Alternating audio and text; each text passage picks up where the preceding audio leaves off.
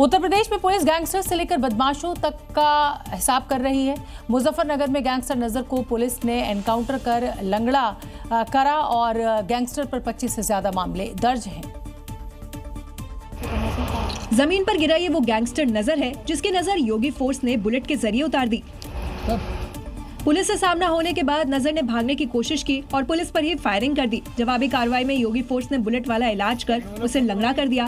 जो नजर कुछ देर पहले बाइक चला रहा था उसे अब पुलिस के कंधों का सहारा लेना पड़ रहा है। तस्वीरों में देखिए कैसे लंगड़ाते हुए पुलिस के सहारे चल रहा है। नजर पर लूट और गैंगस्टर के 25 मामले दर्ज हैं। एक बाइक बरामद हुई है जो कि चोरी की है और एक तमंचा और एक खोखा कारतूस बरामद हुआ है।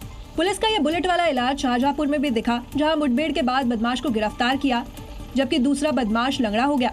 वहीं श्रावस्ती में गोकशी के मामले में एक आरोपी को हाफ एनकाउंटर कर अरेस्ट किया।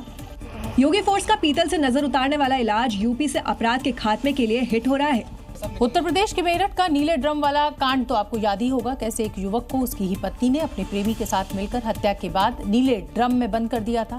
करीब 1.5 साल पहले हुए इस कांड की मास्टरमाइंड मुस्कान पहली बार कैमरे में कैद हुई है, वो अभी अपने बच्चे के साथ।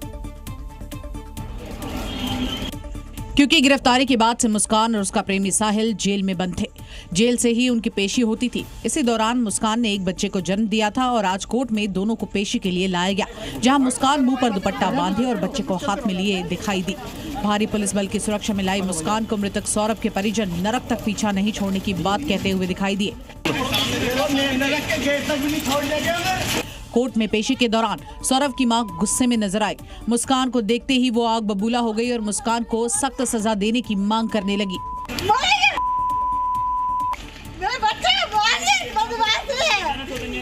मुस्कान के साथ ही साहिल भी मुंह छिपाए नजर आया।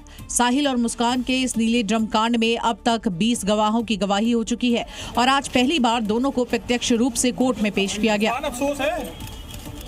महाराष्ट्र के नासिक में धर्म के नाम पर धंधा करने वाले एक रैकेट का खुलासा हुआ है, जो यहां के प्रसिद्ध त्र्यंबकेश्वर मंदिर में वीआईपी दर्शन कराने के नाम पर भक्तों से पैसे ऐंठता था। इसका खुलासा तब हुआ जब एक ट्रस्टी के खाते में करोड़ों का ट्रांजैक्शन पकड़ा गया।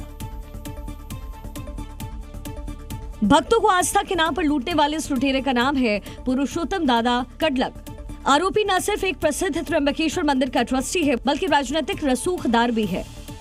कडलक यहाँ अपने भतीजे के साथ मिलकर एक ऐसा रैकेट चला रहा है जो पवित्र दर्शन यानी वीआईपी सुविधा दिलवाने के नाम पर भक्तों से पैसे ऐंठता था। उसके धंधे में मंदिर के कई स्टाफ जुड़े हुए थे जो कडलक के एजेंट के तौर पर भक्तों को फंसाते थे। यहाँ तक कि उसके गुर्गे भक्तों से 3-3 हजार तक की वसूली करने लगे। ऐसे ही एक विवाद की वजह से कडलक का नाम सामने आ गया। उसके बाद उसे और उसके भतीजों को गिरफ्तार कर लिया गया। पुलिस ने कडलक के बैंक खातों की जांच की तो उसमें 1 करोड़ 13 लाख जमा थे। करोड़ों के ट्रांजैक्शन का रिकॉर्ड भी सामने आया। जांच में पता चला कि रैकेट की कमाई का 80% हिस्सा पुरुषोत्तम दादा कडलक के पास जाता था। सबूत और शिकायत के आधार पर अब उसे जेल भेज दिया गया।